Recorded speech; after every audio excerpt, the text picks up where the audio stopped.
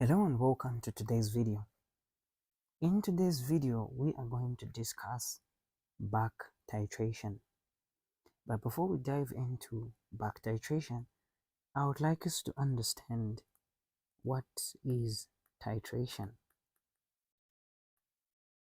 So, titration is a technique that we use.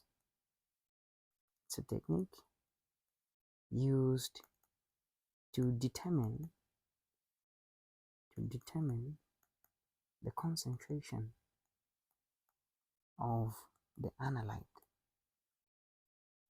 using a standard solution known as titrant. So we have a usual setup where we have a burette and we have a flask. So we put our titrant in there with a known concentration, and then we have the unknown concentration in there. Basically, that is what titration is all about. Now, there are times when using the conventional titration, it becomes difficult for you to get the answers. So there are times when this technique is not accurate, or it's not giving accurate results. So when this technique is not giving accurate results, or when this technique is too slow, or this technique doesn't show the end point, or it's taking time to show the end point, then we can resort to what is known as back titration, which is also known as indirect titration. So we fall back on this type of titration when the actual or the conventional titration doesn't give us accurate results, or it's too slow, or we are struggling to identify the end point of the reaction. Then we can fall back on back titration. What are some of the steps that are involved in back titration? So quickly, I'm going to talk about the steps involved if we are dealing with a back titration. The first step is you have to add excess of a standard reagent, which can be an acid or can be a base, to the analyte. I'm going to give a visual representation of these steps. Then, secondly, what do we do? The reagent reacts with the analyte completely. So there's a reason why we are adding excess. To add excess of that standard reagent is to ensure that we have a complete reaction of the analyte. Then step number 3, what are we going to do? So the remaining excess reagent is titrated with another standard solution with another standard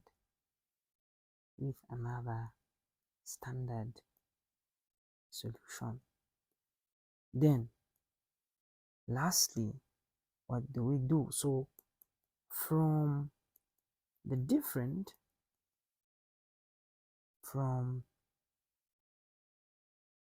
let me say from, okay, let me use this. Okay, so we say from the difference,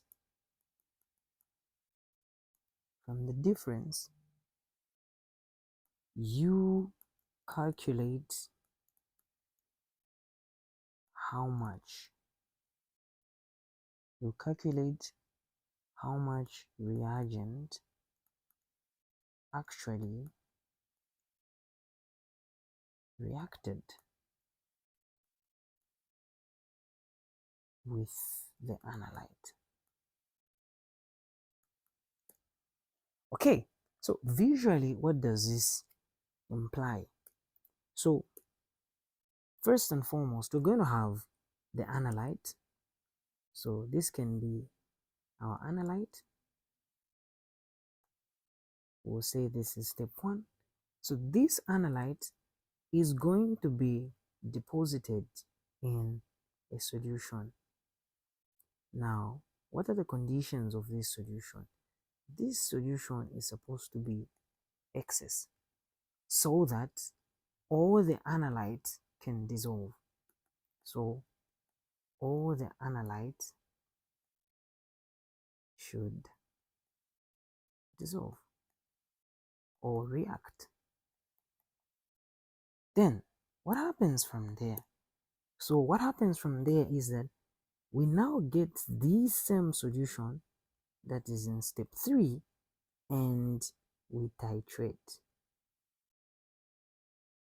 So these are burette. Then we have our solution down there. So we are titrating using a standard solution. So you realize that there are 2 equations involved. So there is equation 1 here, where the analyte, let's say the analyte is A, so the analyte reacts with B to give us C plus D.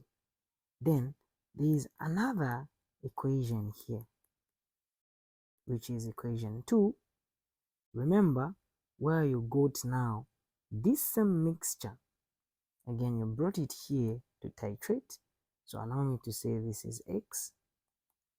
So we're going to say X now will react with another solution. Let's call that solution as F to give us new products again. Let's say Y plus Z. So what does this imply?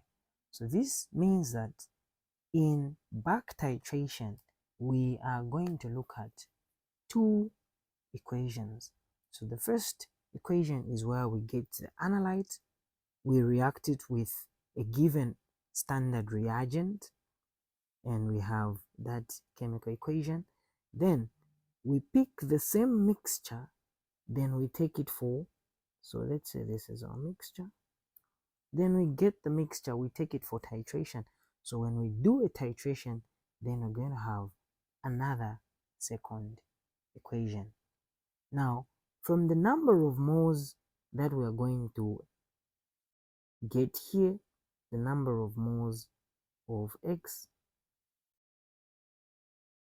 and the number of moles that we're going to obtain here, let's call this number of moles of Y, then we can figure out what reacted and what did not react. Let's look at an example. So we have a question with us here, and this question, we're going to give a visual representation of it so that it can help us to see what's happening. So we have 1.2 grams of a sample, which is impure, and this sample is magnesium oxide. So we have a sample here of magnesium oxide, which is 1.20 grams, which was treated with, so it was deposited in this So this was now deposited in a beaker that contained 50 cubic centimeters and 0.200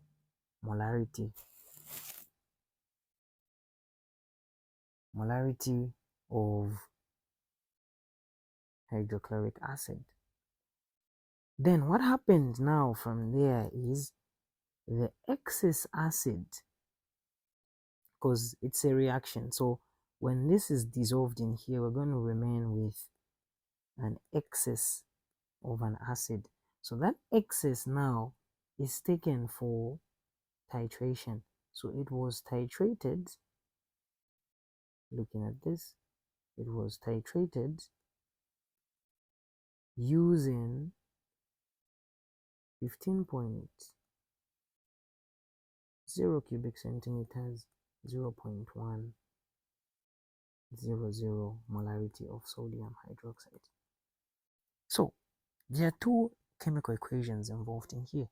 So the first equation is where Mg, or which is magnesium oxide, reacts with hydrochloric acid to give us Mg chloride plus H2O. This is the neutralization reaction.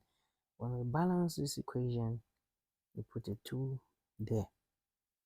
So from this, the first thing that we're supposed to do is we can calculate the number of moles, which is the initial number of moles of this particular acid. So I'm going to use a red. So the number of moles of an acid there will be concentration times volume, which is going to be 0 0.1, 0. What is given here? 0 0.2, yeah, 0 0.200 by 50. So 50 divided by 1000 to change it to cubic decimeters. And when we punch this on the calculator, what are we going to get? This is going to give us 0 0.01 moles. Now, these are the initial moles. And then remember, this same solution was now titrated. So there is another reaction here. So now this reaction is the acid plus this, which is a hydrochloric acid, which gave us sodium chloride and water. Now here we're going to find the number of moles. Let me use a blue. So here we're going to find the number of moles of sodium hydroxide, which is concentration volume, which is going to be 0 0.1 by, this is 0 0.1 by 15, 1000, then this will give us 0.015 moles. Now that we know these moles, then we can now use a stoichiometric relationship to find the number of moles of HCl. So they are reacting in the ratio 1 to 1, obviously. So number of moles of sodium hydroxide divided by 1 is the same as number of moles of HCl divided by 1, meaning the number of moles of HCl is the same, 0 0.015 moles. So now that we know these moles, which is after titration, and we have these initial moles, now we work backwards. That is why it's called back-titration. So how do we work backwards? So from these initial moles, we're going to substitute, or we're going to subtract, sorry, these moles that were obtained, that is after titration. So allow me to use a different marker here. So we say now the number of moles of HCl is going to be the initial moles, number of moles minus those final, which is after titration, Cl. So here it's going to be 0.01 moles minus 0.015 moles. And that is going to give us a 0.0085 moles. So now that we know that these are leftovers. Now these are the reacted moles. Now that we know the reacted moles, then we can go back to the first equation to find the number of moles of magnesium oxide. So how do we go about it? So using the stoichiometric relationship, now we say number of moles of magnesium oxide divided by what is the coefficient 1 is equal to number of moles of HCl, then the coefficient is 2. Then we know these moles, the ones we calculated here. Therefore, number of moles of MgO is going to be those moles, which is 0.0085 moles divided by 2. Therefore, the number of moles of magnesium oxide is going to be half of that, which is a 0.00425 moles. Now, if we know these moles, then we can find the mass.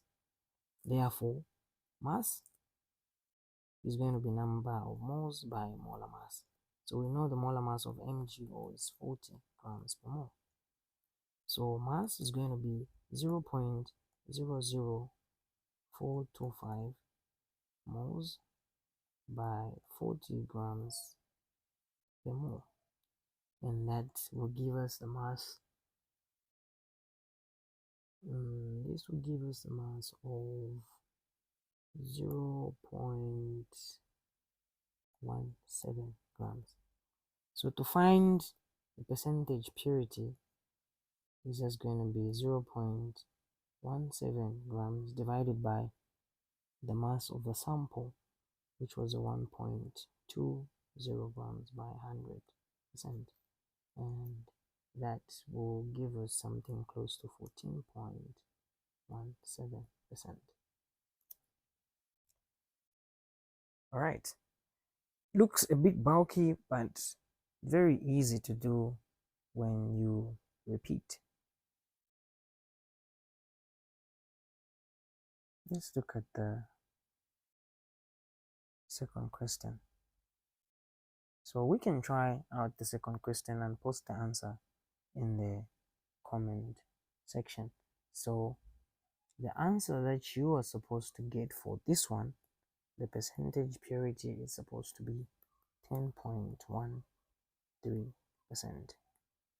So if you get that answer, post it in the comment section. See you in the next video.